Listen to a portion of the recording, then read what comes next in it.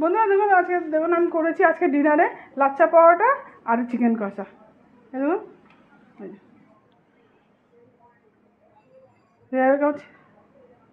দেখুন বন্ধুরা এবার কেমন ছেড়ে দে।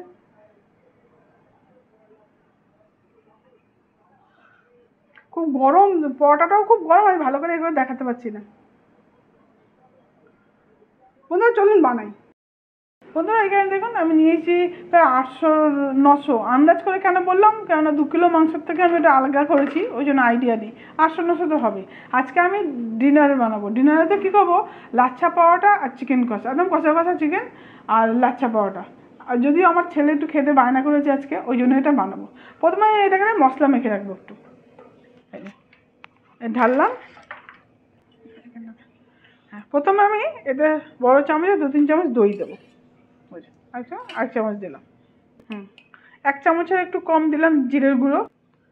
1 চামচ ভর্তি করে দিলাম ধনের গুঁড়ো। 1/2 চামচের মধ্যে কালারের জন্য কাশ্মীরি লঙ্কা, 1/2 চামচ ঝাল লঙ্কা গুঁড়ো, ঝালটা আপনারা বুঝে দেবেন। আন্দাজ মতো হলুদ, আন্দাজ মতো নুন। এগুলোকে একসঙ্গে মেখে নেব। মেখে আমি আধা ঘন্টা শুধু রেখে দেবো। এটার মধ্যে কিন্তু আমি আলু দেবো, যেহেতু পরোটা দিয়ে খাবে, রুটি পরোটার সঙ্গে একটু আলুটা থাকলে ভালো লাগে। হ্যাঁ, এই যে এটা মেখে রাখা, এটা আধা ঘন্টা রেস্টে থাকে। এই যে একটা কড়া বসিয়েছি, কড়াটা দিয়েছি সরষের তেল। এবার এতে না আমি আলুগুলোকে একটু লাল লাল করে ভেজে নেব।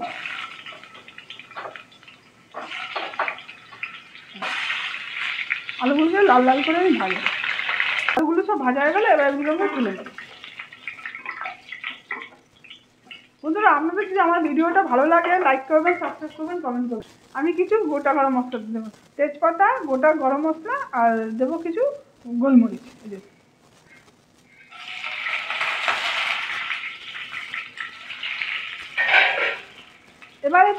এবারে আমি পেঁয়াজ দেবো। যেহেতু এটা কষা কষা একটু গ্রেভি টাইপের হবে, মোটামুটি আমি 3টের মতো পেঁয়াজ দিলাম। এবার পেঁয়াজটাকে আমি ভালো করে ভেজে নেব।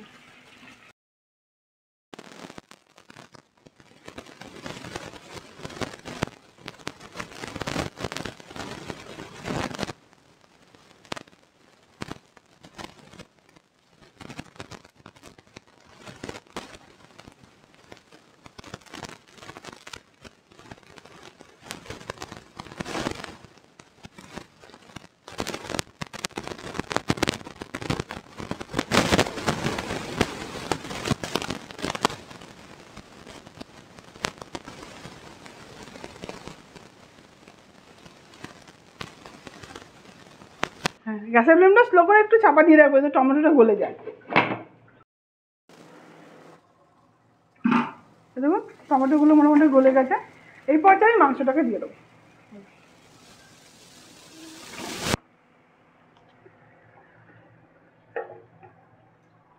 এবার গ্যাসের ফ্লেমটা হাই দিয়ে দেবো, দিয়ে আমি 7-8 মিনিটের মতো হাই ফ্লেমে কিন্তু এটাকে কষাবো। 5 মিনিট কষিয়েছি, মোটামুটি তেল বেরোতে শুরু করে কষা তেল ছাড়তে শুরু করেছে। আরও 5 মিনিট আমি হাই ফ্লেম দিয়েই কষাবো। বন্ধুরা দেখুন 10 মিনিট হয়ে গেছে, তেলও ছাড়তে শুরু করে দিয়েছি। দেখুন এই পর্যায়ে আমি আলুটাকে দিয়ে দেবো, যেহেতু এটা কাঁচা আলু, যে আলুটা ভেজেছি না, দিয়ে দেবো। এটা কিন্তু একদম কষা কষা হবে। আর এই যে মশলা মেখেছিলাম না বাটিটা, ধুয়ে অল্প জল দেবো, ব্যাস। এটা আর কিন্তু জল ইউজ হবে না। এবার তরকারিটা ফুটে গেলে গ্যাসের ফ্লেমটা একদম স্লো করে দেবো। আর এই স্লো ফ্লেমেই পুরো চিকেনটা রান্না হবে, আর ওই জন্য টেস্টটা এত দারুণ হবে না। বন্ধুরা আপনাদের যদি আমার এই ভিডিওটা ভালো লাগে লাইক করবেন, সাবস্ক্রাইব করবেন, কমেন্ট করবেন। এটা ফুটুক, আর চিকেন থেকে আবার জলটা ছাড়বে আরও। ধরুন ফুটতে শুরু করে দিয়েছে, এবার আমি চাপা দিয়ে দিলাম। এবার গ্যাসের ফ্লেমটা একদম স্লো করবো, এবার স্লো করতেই এটা কুক হবে আজকে। মাংসটা হতে হতে আমি এতক্ষণ ময়দাটা মেখে নিই, যেহেতু লাচ্ছা পরোটা বানাবো। আমি 500 মতো ময়দা মাখবো। দিলাম আন্দাজ মতো নুন, আর এটা দেবো ময়ামের জন্য তেল। বন্ধুরা আপনাদের যদি মনে হয় আপনারা একটা কিন্তু ডিমও দিতে পারেন, সেটা আপনাদের ইচ্ছা। আমি দিলাম না ডিমটা, তেল দিয়ে দিলাম। ময়ামের জন্য দিলাম তেল। এবার এটাকে ভালো করে মেখে নেব।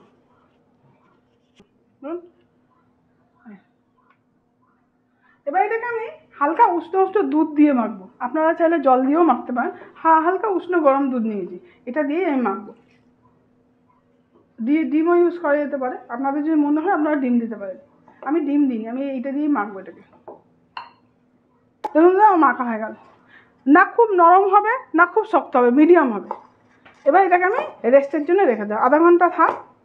আধা ঘন্টা না হলেও আমি 10-15 মিনিটের জন্য রেস্ট দেবো, যতক্ষণ না মাংসটা হচ্ছে। এবার চাপা দিয়ে দিই মাংসটাতে, দেখি দেখুন প্রায় মিনিট 15 হয়ে গেছে। মাংসের জলটাও ছেড়ে দিয়েছে, দেখুন মাংস থেকেও জল ছেড়ে দিয়েছে। এবার এটা রান্না হবে একদম ধিমি আছে। স্লো ফ্লেমে রান্না হলে টেস্টটা এত ভালো হবে না, আস্তে আস্তে ভেতর থেকে পর্যন্ত সেদ্ধ হয়ে যাবে। এইভাবে এটাকে আমি চাপা দিয়ে রান্না করবো। দেখুন বন্ধুরা, মোটামুটি আধা ঘন্টা হয়ে গেছে। এই পর্যায়ে আমি দিয়ে দেবো গরম মশলা।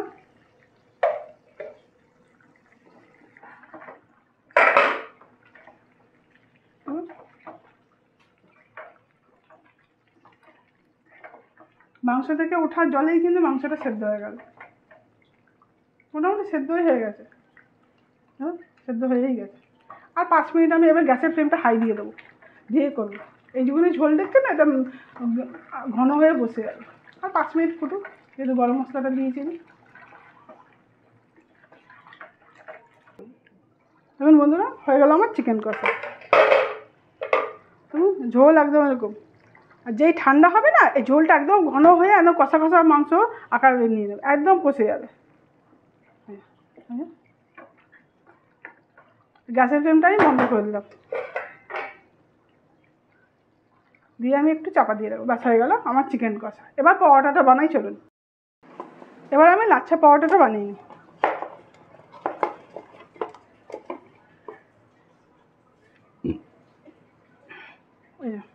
আমি এরকম সাজিয়ে নিলাম, মিডিয়াম সাইজ, ছোটও না একদম বড়ও না, একদম।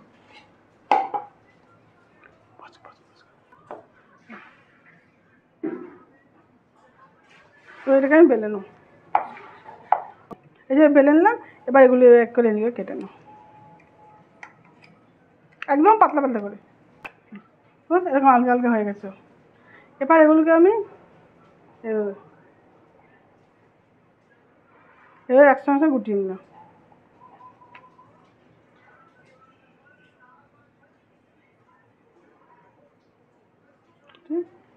এগুলো মুড়ে নিই।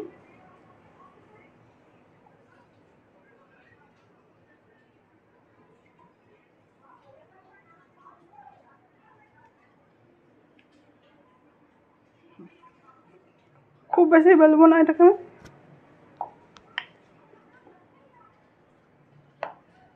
আপনারা যদি চান ঘি দিয়েও বেলতে পারেন, ঘি লাগিয়ে। আমি ঘিটা লাগালাম না, এমনি করে বেললাম।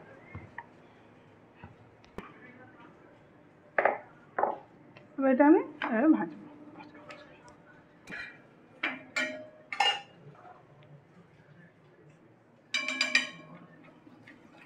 আপনারা ঘি দিয়েও ভাজতে পারেন, তেল দিয়েও ভাজতে পারেন, সেটা আপনাদের ইচ্ছে। আমি ঘি দিয়ে ভাজলাম।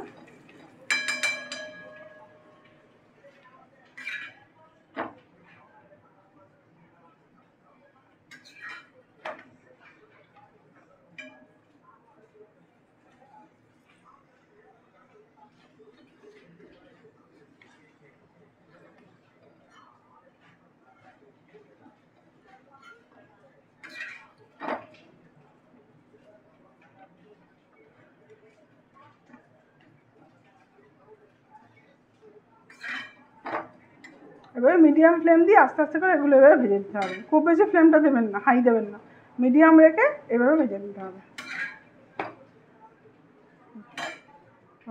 এটাকে আমি এখানে শুনলাম।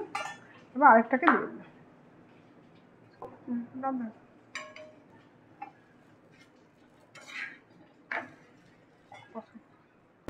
এবার এটাকে গরম খুব,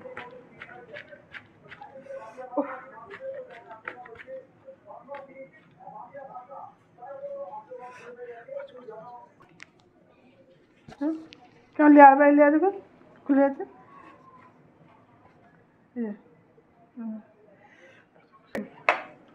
মাংসটা দেখে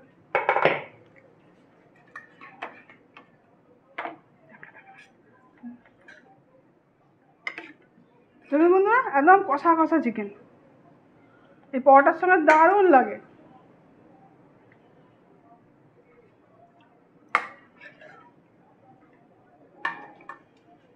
পাশে একটু স্যালাড দিলাম।